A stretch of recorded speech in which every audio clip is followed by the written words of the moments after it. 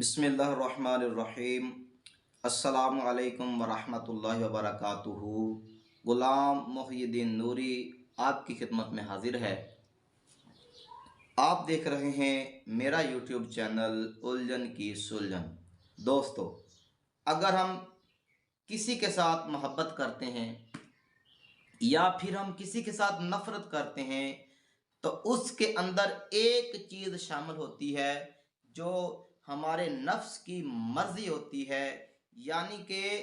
جو چیز ہم کو پسند آ جاتی ہے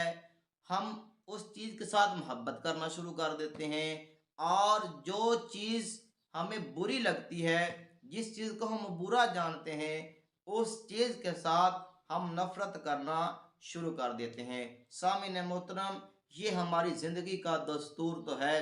لیکن یہ مقدس اسلام، یہ دین اسلام کا طریقہ نہیں ہے، کیونکہ اللہ رب العزت کے پیارے محبوب صلی اللہ تعالی علیہ وآلہ وسلم کا ارشاد مقدس ہے کہ اللہ رب العزت کے پیارے محبوب نے فرمایا افضل الاعمال الحب فی اللہ والبغض فی اللہ، کہ اللہ رب العزت کے پیارے محبوب مکرم صلی اللہ تعالی علیہ وآلہ وسلم نے ارشاد فرمایا ہے کہ افضل ترین عمل پتہ ہے کون سا ہے؟ پیارے محبوب صلی اللہ تعالی علیہ وآلہ وسلم نے فرمایا الحب فی اللہ والبغض فی اللہ، کہ ہماری محبت اور نفرت کا جو معیار ہے صرف اور صرف خالصتاً اللہ رب العزت کی رضا کے لیے ہونا چاہیے،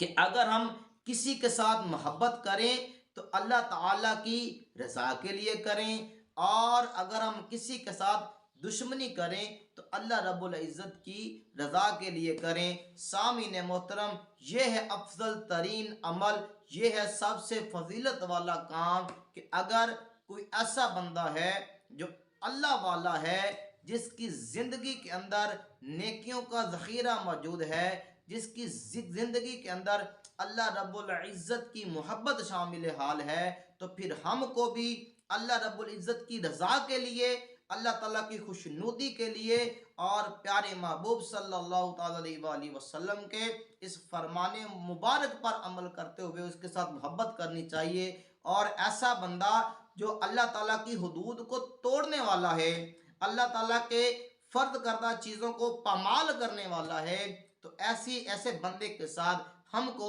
پیارے محبوب صلی اللہ تعالی علیہ وآلہ وسلم کے مقدس فرمان کو ملحوظ خط رکھتے ہوئے نفرت کرنی چاہیے۔ تو سامعین محترم، پتہ چلا کہ محبت کا معیار اور جو نفرت کا معیار ہے صرف اور صرف اللہ رب العزت کی رضا کے لیے ہونا چاہیے، اللہ تعالیٰ کی خوشنودی کے لیے ہونا چاہیے، نہ کہ ہم اپنے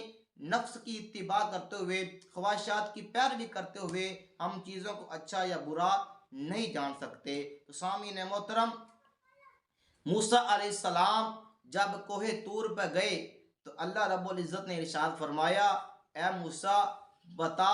تو نے میری ذات کے لیے بھی کوئی کام کیا ہے؟ تو موسیٰ علیہ السلام نے عرض کی باری تعالیٰ، میں نماز تیرے لیے ادا کرتا ہوں، روزہ تیرے لیے رکھتا ہوں۔ تو اللہ رب العزت نے فرمایا اے موسیٰ تو نماز میرے لیے نہیں پڑھتا، بلکہ تو نماز اس لیے پڑھتا ہے کہ آخرت کے اندر یہ تیرے لیے نجات بن جائے، اور تم روزہ اس لیے رکھتے ہو کہ یہ تمہارے لیے آخرت میں نور بن جائے۔ تو موسیٰ علیہ السلام پریشان ہو گئے، حیران ہو گئے کہ باری تعالیٰ پھر ایسا کون سا عمل ہے،